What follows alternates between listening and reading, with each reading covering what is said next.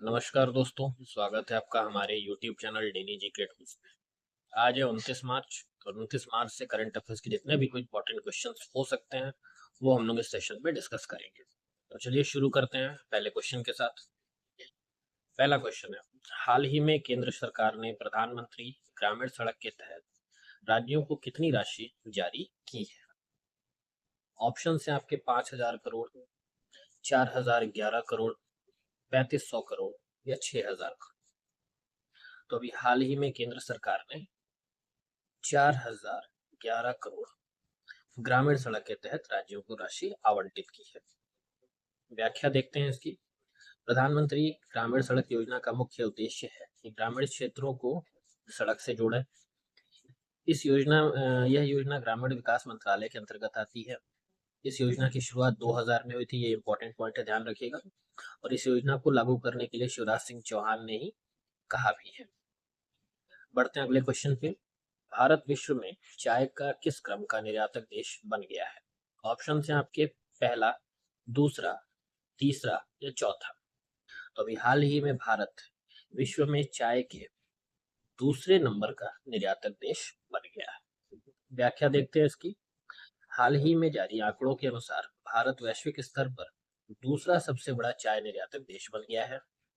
भारत ने श्रीलंका को पीछे छोड़ा है, मतलब इससे पहले श्रीलंका भारत से आगे था और अब श्रीलंका के आगे भारत आ चुका है। लेकिन फिर पहले स्थान पर केनिया अभी भी बरकरार है। और पिछले वर्ष 2024 में भारत ने 254 मिलियन किलोग्राम चाय का निर्यात किया है। नेक्स्ट क्वेश्चन पे चलते हैं। हाल ही में भारत ने कितने करोड़ में अब तक की सबसे बड़ी डिफेंस डील को मंजूरी दी है? ऑप्शन है आपके 61,000 करोड़, 62,000 करोड़, 63,000 करोड़ या 64,000 करोड़। अभी हाल ही में भारत ने 62,000 करोड़ में अब तक की सबसे बड़ी डिफेंस डील को मंजूरी दी है। शुक्रवार को अब तक की सबसे बड़ी डिफेंस डील की गई, जो 62,000 करोड़ की है। सुरक्षा मामलों की कैबिनेट समिति ने एक बैठक में यह फैसला लिया है। इस डील में 156 लाइट कॉम्बैट प्रचंड हेलीकॉप्टर की खरीद के लिए ये डील हुई है। और इस डील को हिंदुस्तान एरोनॉटिक्स लिमिटेड, यानी कि जिसको हम HAL हॉल के नाम से जानते हैं, इसके साथ की गई है। अगले सवाल पे चलते हैं। हाल ही में एलन मस्क ने सोशल मीडिया प्लेटफॉर्म एक्स को अपनी कृत्रिम बुद्धिमत्ता कंपनी को कितने अरब डॉलर में बेचने की घोषणा की? ऑप्शन है आपके 25 अरब डॉलर, 30 अरब डॉलर, 33 अरब डॉलर या 35 अरब डॉलर। राइट आंसर हो जाएगा आपका ऑप्शन नंबर सी, 33 अरब डॉलर। एक्स, जो पहले ट्विटर के नाम से जाना जाता था, 2006 में जैक दर्शी, बिजस्टोन और इवान विलियम्स ने लॉन्च किया था। 2022 में मस्क ने ट्विटर को 44 अरब करोड़ में खरीदा और इसका नाम एक्स कर। और अभी हाल ही में एक्स एआई, जो कि एलन मस्क की एआई कंपनी है, उसके द्वारा एक्स को 33,000 अरब डॉलर में खरीद लिया गया है। नेक्स्ट क्वेश्चन पे चलते हैं। हाल ही में सरकारी टैक्सी सेवा किन वाहनों के पंजीकरण की अनुमति देगा? ऑप्शन है आपके केवल टैक्सी और रिक्शा, दो पहिया और चौपहिया, दो पहिया, टैक्सी, रिक्शा और चौपहिया वाहन, या फिर केवल सार्वजनिक वाहन। तो राइट आंसर हो जाएगा दो पहिया, टैक्सी, रिक्शा और चौपहिया वाहन। इन सभी के लिए पंजीकरण की अनुमति देगा। यह सेवा ऑप्शन सी में लिखे वाहनों पर लगेगी, जो कि यहाँ हमने बता दिया आपको। सॉरी, सरकारी टैक्सी सेवा का प्रबंधन सोसाइटी के सदस्य करेंगे। इनके लिए एक सोसाइटी का भी निर्माण किया जाएगा और यह सेवा सरकार से समृद्धि के सिद्धांत पर कार्य करेगी। अगला क्वेश्चन है हमारा, खेलो इंडिया पैरा गेम्स में शीर्ष स्थान किसने हासिल किया है? ध्यान रखिएगा, ये मोस्ट इंपॉर्टेंट क्वेश्चन है। ऑप्शन है आपके पंजाब, हरियाणा, आंध्र प्रदेश और महाराष्ट्र। तो खेलो इंडिया पैरा गेम्स में शीर्ष स्थान जो है हरियाणा ने प्राप्त किया है। खेलो इंडिया पैरा गेम्स का दूसरा संस्करण 20 से 27 मार्च नई दिल्ली में आयोजित किया जाएगा। इस आयोजन में 6 खेल विद्याएं होंगी, जिसमें पैरा तीरंदाजी, para athletics, para badminton, para table tennis और पैरा पावर लिफ्टिंग और पैरा शूटिंग भी शामिल है।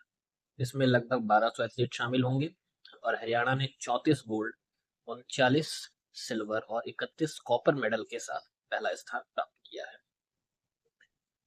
अगला क्वेश्चन है, भारत सेना ने प्रचंड प्रहार बहुराष्ट्रीय युद्ध अभ्यास कहाँ किए? ऑप्शन है आपके हिमाचल, सिक्किम, अरुणाचल प्रदेश या उड़ीसा। तो अभी हाल ही में भारतीय सेना ने प्रचंड प्रहार बहुराष्ट्रीय युद्ध अभ्यास अरुणाचल प्रदेश में किया है। भारतीय सेना ने प्रचंड प्रहार का आयोजन अरुणाचल में किया। यह तीनों सेनाओं की एकीकृत बहुक्षेत्रीय युद्ध अभ्यास है। ध्यान रखिएगा, इसमें तीनों ही सेनाएं भाग लेती हैं, यानी कि भारतीय जल सेना, थल सेना और वायु सेना। इस अभ्यास का उद्देश्य तीनों सेनाओं में निगरानी, कम और नियंत्रण तथा सटीक तथा मारक क्षमता को प्रमाणित करना है। अगला सवाल, आरबीआई ने किस राज्य में आयोजित 8वीं राज्य स्तरीय समन्वय समिति की बैठक की? ऑप्शन है आपके असम, सिक्किम, त्रिपुरा या नागालैंड। अभी हाल ही में आरबीआई ने सिक्किम में 8वीं राज्य स्तरीय समन्वय समिति की बैठक की। गंगटोक स्थित सिक्किम की जो राजधानी है गंगटोक, वहां पर ताशी लिंग सचिवालय में 8वीं समन्वय बैठक आयोजित हुई। बैठक सिक्किम सरकार के मुख्य सचिव श्री रविंद्र तिलंग की अध्यक्षता में हुई। समिति ने जमा योजना प्रतिबंध अधिनियम 2019 के तहत सिक्किम राज्य के लिए BUDS के नियमों पर चर्चा की और इसी दौरान एक हेल्पलाइन नंबर 1930 की भी शुरुआत की गई, जो शिकायत कर सके उस पर हम लोग नहीं, मतलब सिक्किम वासी। अगला क्वेश्चन, हाल ही में खरीफ 2025 तक उर्वरक उपलब्ध कराने के लिए केंद्र सरकार ने कितनी राशि की NBS सब्सिडी को मंजूरी दी? ऑप्शन है आपके 30,000 करोड़, 37,216.15 करोड़, 40,000 करोड़ या 25,500 करोड़। तो राइट आंसर हो जाएगा आपका option number B, 37,216.15 crore. NBS subsidy योजना का संबंध उर्वरक सब्सिडी से संबंधित है। इसके तहत सरकार ने चना की फसल पके आयात पर 10% मूल आयात शुल्क लगाने का फैसला किया है। प्रधानमंत्री को उर्वरक सब्सिडी के लिए शिवराज सिंह चौहान ने धन्यवाद दिया।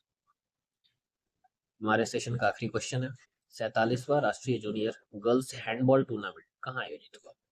ऑप्शन है आपके पुणे, भोपाल, इंदौर या लखनऊ। तो राइट आंसर हो जाएगा आपका ऑप्शन नंबर डी, लखनऊ। अभी हाल ही में इस टूर्नामेंट का आयोजन उत्तर प्रदेश के लखनऊ में हुआ। यूपी हैंडबॉल एसोसिएशन के 50वें स्थापना दिवस के मौके पर इसका आयोजन हुआ है। यह आयोजन हैंडबॉल एसोसिएशन ऑफ इंडिया की ओर से हो रहा है और ये टूर्नामेंट KD सिंह बाबू स्टेडियम लखनऊ में खेला जा रहा है। आखिरी पेज हमारा, जो हमारे सुपर हीरोज के लिए डेडिकेटेड होता है, समर्पित होता है, आज है फ्लाइट लेफ्टिनेंट के नचिकेता के बारे में। 26 वर्षीय फाइटर पायलट नचिकेता कारगिल में 17,000 फीट से ऊंचाई से ज्यादा पर स्थित पाकिस्तानी चौकियों को तबाह करने की जिम्मेदारी दी गई थी।